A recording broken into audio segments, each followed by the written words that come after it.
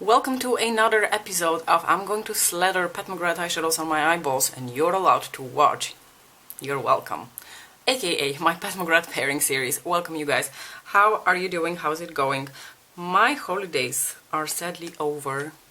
I'm quite bummed out about it. The 2 weeks just kind of flew by and I was not ready to go back to work, okay? I was not. Monday was really difficult. Yesterday was a little bit better and hopefully today will be pretty much back to normal, but goddamn, Monday was hard. I literally wanted to cry. I think I cried a little bit. But I had a glorious 2-week holiday. As a lot of you guys know, my parents were here for 2 weeks. We had not seen each other since November 2019, so it was a pretty special moment for them to be here. We really enjoyed our time together. They arrived, luckily, no issues at any airport. Nobody even asked them for their vaccine certificate or anything. Everything went really smoothly, which I was really worried about. On Saturday, when my husband went to pick them up, I was literally worried until they were sitting in the car on the way back that something's going to go wrong. But nothing went wrong. They arrived safe and sound and we had a fabulous 2 weeks together. I'm going to conceal now with my First Aid Beauty Hello Fab Bendy Avocado Concealer.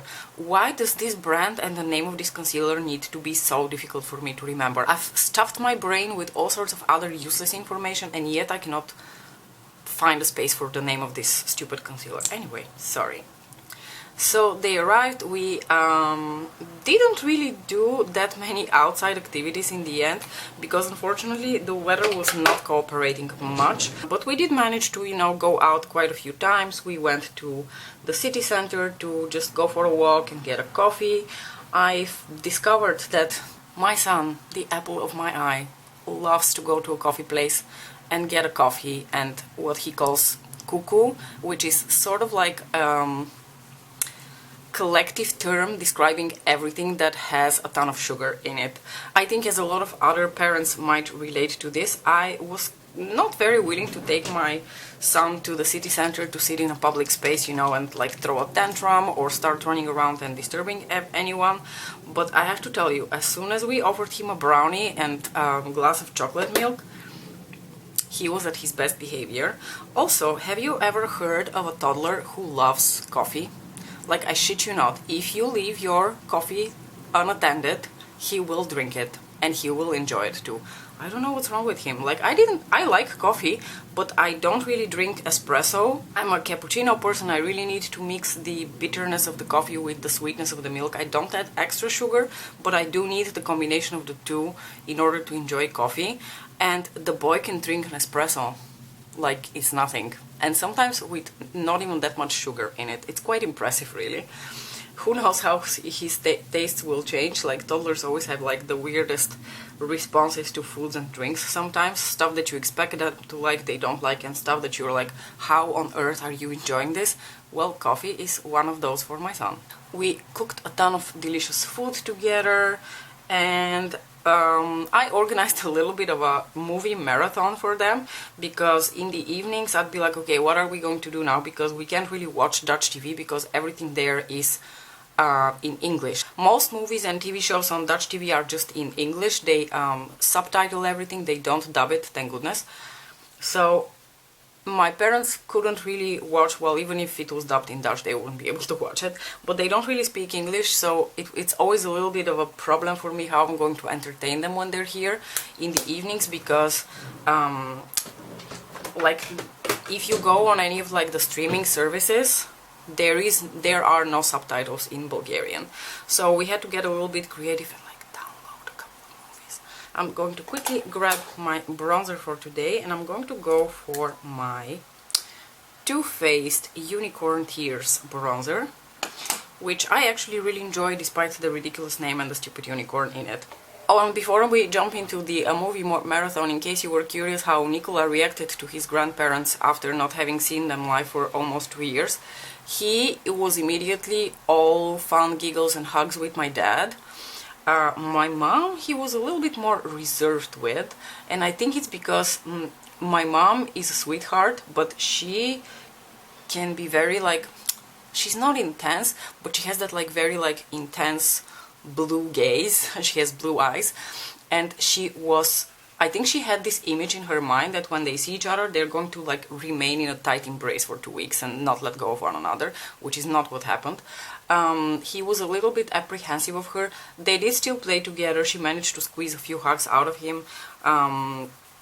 And it was fine overall, but I think she was a little bit bummed about the fact that he was not as open to her as he was with my dad. What happens in the mind of a 2.5-year-old really is a mystery, so there was really no way for me to understand why exactly he reacted like this. I'm sure it will be fine. When he sees them now on Skype, he recognizes them and he's happy to see them. By the way, I'm going to grab Nude Venus as my blush for the day. So going back to the movie marathon, so my parents are not like movie geeks, or they don't follow all the newest movies. They won't like go out of their way to go to the theater to watch a movie. They will if they know that it will be something they're going to enjoy, or if my brother and me recommend something quite a lot. And a lot of good movies they're not going to like because they're a little too old-fashioned and conservative. And I really had to like think of, okay, good movies that I think they're going to enjoy as well. So I started like devising a imaginary list in my head already a few days prior to their arrival, and I had like a few movies in mind to put up for them. So the first evening we watched Coco from Disney, which I thought they would like more than they did. Like their reaction was like, it was okay, you know, cute, nothing too special. And yours truly here was like sobbing uncontrollably at the end of Coco. I don't know whether you guys had that reaction to it. I'm just going to put a little bit here across the bridge of my nose, because why not? I've seen the movie already twice and I sobbed uncontrollably both times. Ooh, you know what? I'm going for a cool toned look and I haven't used this highlighter in a hot second. I'm going to grab the Fenty Beauty, what's this called again? How Many Carats, the original Diamond Bomb highlighter, and I'm just going to apply it with my fingertips onto my cheekbones. It's very rare that I can pull off highlighter with sort of like a very cool icy blue reflect to it, but I think today is the day I can pull it off.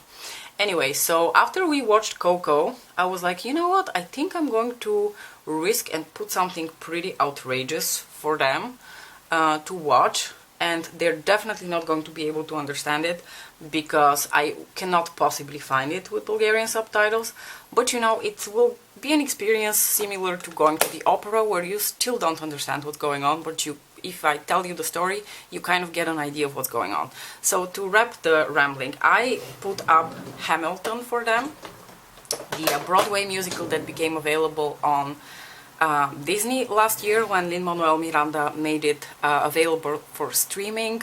You have no idea how excited I was last year when it was announced and how happy I was, because I have always wanted to watch Hamilton. I knew the soundtrack pretty much by heart even before I had watched the actual musical, and watching the actual musical just made me fall in love even more. So I was like, you know what, Broadway musical might be something interesting for them. I'm not sure, they're not gonna understand a word of what's going on, but I can sort of translate and like explain who Alexander Hamilton was and the style of the musical. And I put it up for them, and I can tell you, they loved it. They loved it. They really, really enjoyed it, and I was really happy about it because, I've started my eyeshadow. Maybe I should tell you what I'm doing. I have grabbed my statuesque eyeshadow from McGrath, and I'm going to carve my crease a little bit with it, or not carved, but just like apply it as a transition here through my crease. So I was exceptionally happy when they loved Hamilton, because Hamilton is, by me, one of the best things to have come on a streaming service in the history of streaming services. And after that, I thought, maybe if they enjoyed Hamilton so much, they are going to enjoy something with a little bit more of like dancing and music in it. And I decided to put up one of my all-time favorite movies ever, a movie that had me sobbing heavily when I exited the cinema several years ago when I watched it there. And the movie is called La La Land. You've probably heard of it. And I put it up for them and I was like, they must love La La Land. La La Land is just, it has everything. It has a good story, it has a great way of telling the story, it's beautiful, it's moving, it has a very like, I don't know, non-sappy, sort of realistic ending, which I also really enjoyed. So I was like, I hope they love La La Land.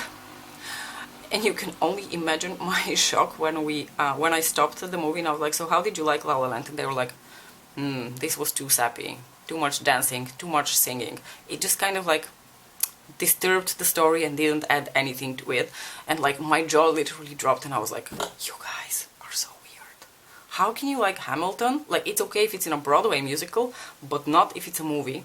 And you know, I think they lack a little bit of the context of what Damien Chazelle took inspiration from, which is, you know, classic Hollywood movies. So I think that they just lack a lot of the context to really have enjoyed La La Land. And they found the story to be a little bit too sappy. And I was like, but how? It's not a sappy story. I mean, it's a romantic story, but it doesn't really have a sappy ending. I'm curious if you guys have seen La La Land, and don't dare tell me you didn't like it. I'm kidding, you can tell me if you didn't like it. We are all allowed to have different opinions over here, and everyone is allowed to have their own opinion. Now, I'm going to take the next palette on our list of Pat McGrath palettes we're going to pull out today, and the palette in question is Decadence, where I'm going to take this shade here, which I don't remember the name of, but it's like a really dark blue, which has a little bit of a satin finish to it, but it almost behaves like a matte. And I am going to actually apply this pretty heavily here at the base of my lashes. I'm not going to keep it exclusively as a liner, I'm going to bring it quite much up here as a base for the next color. So they, to my shock and dismay, they didn't really like La La Land, and I was like, okay, you know, you have your opinions, I have mine, we're all allowed to enjoy different things. The next evening I decided that it would be interesting to put up Whiplash for them. Whiplash is made by the same director who made La La Land. It's the movie that he kind of like broke through with, and it was the movie that gave him the opportunity to make La La Land, because I'm going to like IMDb trivia geek out a little bit on you, but Damien Chazelle, the director of La La Land, had dreamed of making La La Land since he was a college student, but he didn't have the money for it, of course. La La Land is a relatively expensive, quite expensive looking movie, and of course he didn't have the money for it, so he was like, okay, I'm going to make this other movie, Whiplash, see how it goes. Whiplash was shot in a whole of 19 days, and Whiplash was such a success that it finally granted him the possibility to make La La Land. My dad was actually not present the evening we watched Whiplash, because he preferred to just go on YouTube and like watch music or something. He was doing something different, so he didn't join us, but my mom watched it and her reaction to the movie was very, very funny. She was like, what kind of wackadoodles are those? Do these people really exist? And I was like,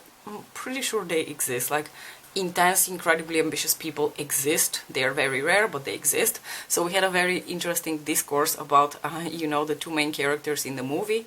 If you haven't seen Whiplash, then you probably have no idea what I'm talking about.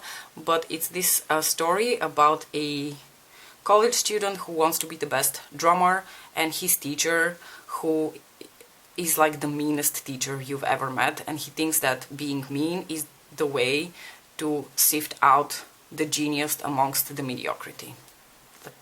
That's kind of Whiplash in a nutshell for you. I'm just continuing to work on this dark blue, by the way, and lightly blending it out. I'm going to take my blending brush now. The next movie we watched was Bohemian Rhapsody, and they loved Bohemian Rhapsody and Rami Malek as Freddie Mercury. My poor mom had to relive the loss of Freddie all over again.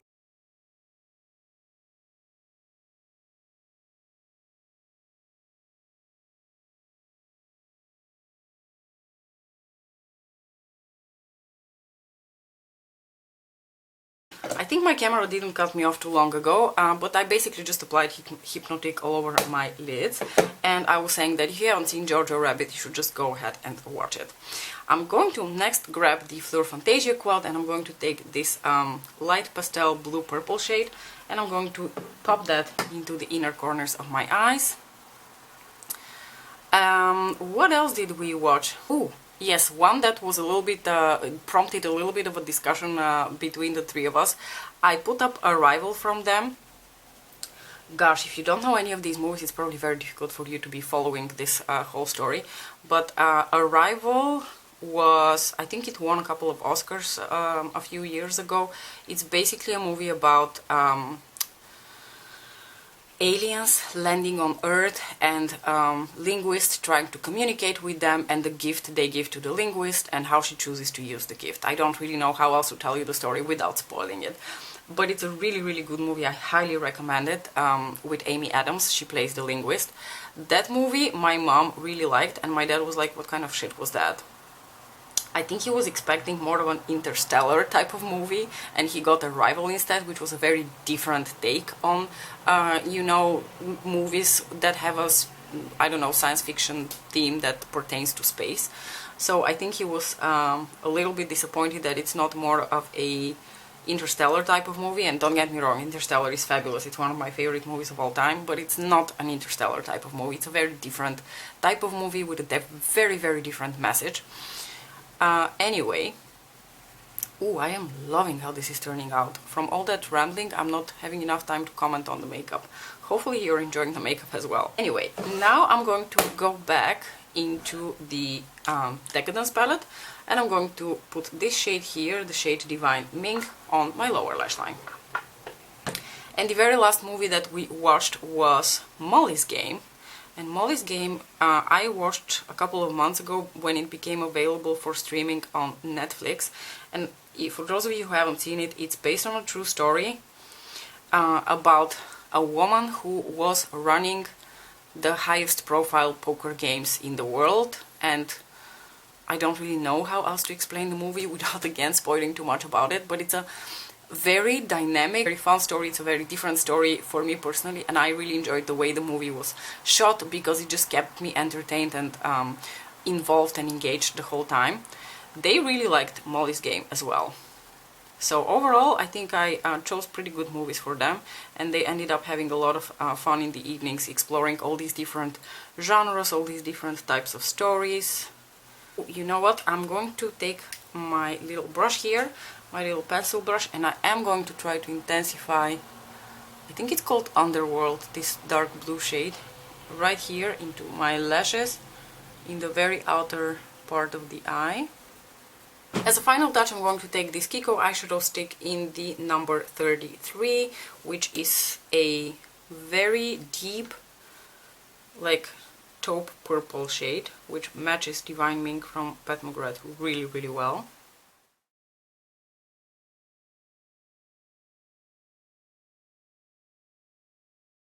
An unexpectedly a dark look for a summer day, but that's where the eyeshadow took us today. On my lips I have Modesty by MAC, which is one of the few nude lipsticks that I find acceptable on myself. And this pretty much concludes our pet pairing video. I hope you enjoyed it. I hope you enjoyed my little geek out here and the story about our movie marathon. I don't know why I thought this was the most interesting story to tell you about my parents' visit, but apparently that's where my brain took me. Let me know if you've watched any of the movies that I mentioned and what you thought about them, whether you agree with my parents or you disagree with my parents. I would love to hear about your movie tastes. Thanks so much for watching. I'll see you in my next video. Bye!